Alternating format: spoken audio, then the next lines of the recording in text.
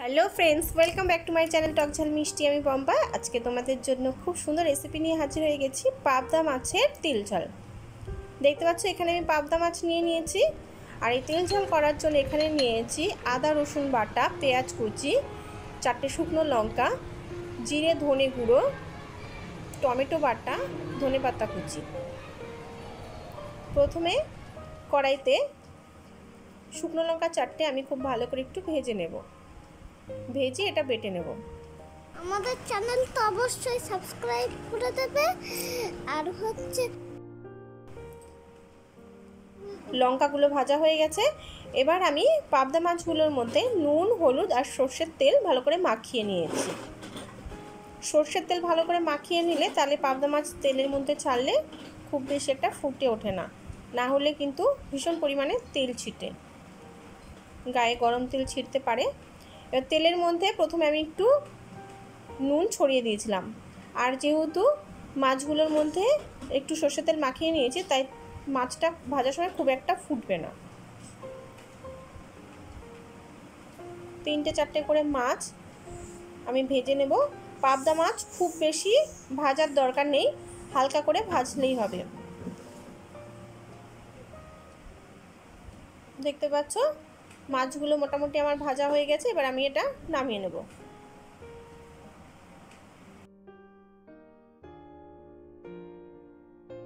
মাছগুলো ভেজে নামিয়ে নিয়েছি।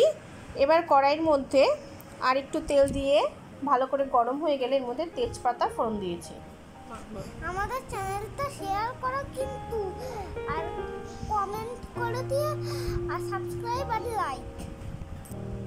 এবার এর মধ্যে দিয়ে দিলাম আদা রসুন বাটা,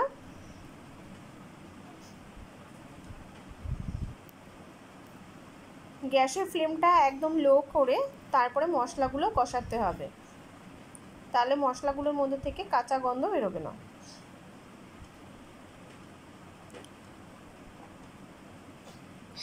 এরপরে এর মধ্যে দিয়ে দেব পেঁয়াজ কুচি।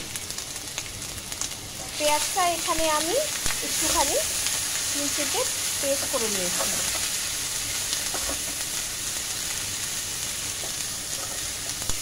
পেঁয়াজটা একটু কষানো হয়ে গেলে এর মধ্যে দিয়ে দেব পরিমাণ মতো নুন।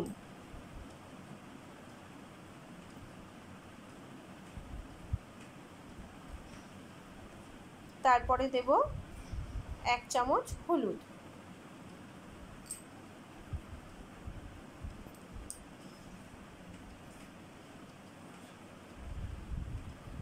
মশলাগুলো কষানোর সময় এর মধ্যে সামান্য পরিমাণে একটু জল দিয়েও কষানো যেতে পারে, যাতে মশলাগুলো পুড়ে না যায়। এবার এর মধ্যে দিয়ে দিলাম জিরে ধনে গুঁড়ো। ধনে আর জিরে গুঁড়োটা একসাথে গুঁড়ো করা ছিল।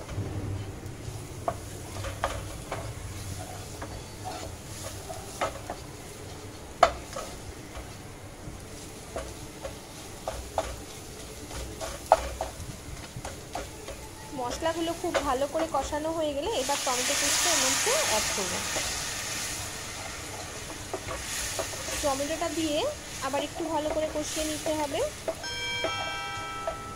এরপরে যে 4টে শুকনো লঙ্কা আমি তেলে ভেজেছিলাম এবং ভেজে সেগুলো খুব ভালো করে বেটে নিয়েছি, সেটা অ্যাড করে দিলাম। তাহলে এই তেল ঝাল রেসিপিটা রঙটা খুব সুন্দর হবে।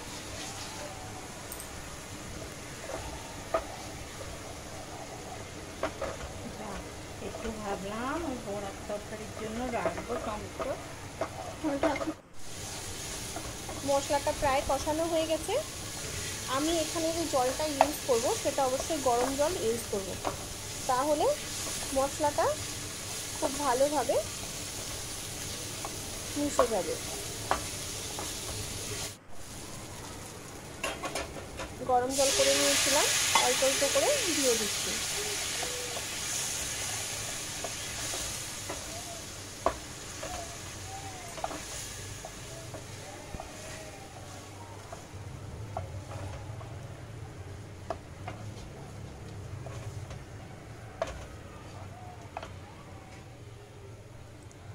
মশলাটা খুব ভালো করে কষানো হয়ে গেছে। এবার আমি এর মধ্যে গরম জল দিয়ে দেব। জলটা পরিমাণ মতো দেব, কারণ আমার এর মধ্যে খুব বেশি একটা গ্রেভি থাকবে না, মানে গ্রেভিটা খুব বেশি একটা পাতলা হবে না। মশলাটা ভালো করে যাতে ফুটে ওঠে এবং মাছগুলোর মধ্যে যাতে মশলাটা ঢুকে যেতে পারে সেই পরিমাণেই জল দেব।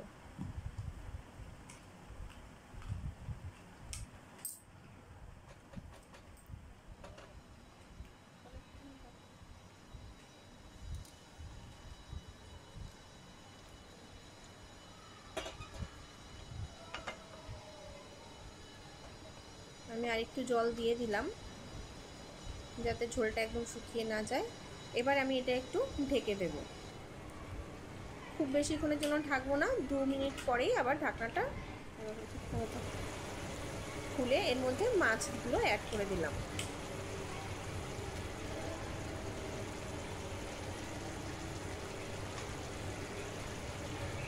মাছগুলো খুব সুন্দর করে পাতিয়ে পাতিয়ে দিতে হবে।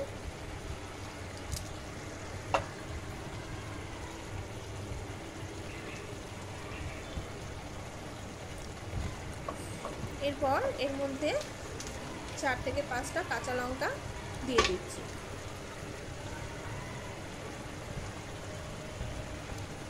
কাঁচা লঙ্কা দিয়ে আবার 1-2 মিনিটের জন্য ঢাকনা চাপা দিয়ে দিলাম। ঢাকনা খুলে এবার ধনেপাতা দিয়ে দিচ্ছি এর মধ্যে। রেসিপিটা যদি তোমাদের ভালো লেগে থাকে অবশ্যই একটা লাইক করে দিও। লাইক, আমার ফোনে ক্যামেরাটা যতটা সুন্দর ছিল আশা করছি।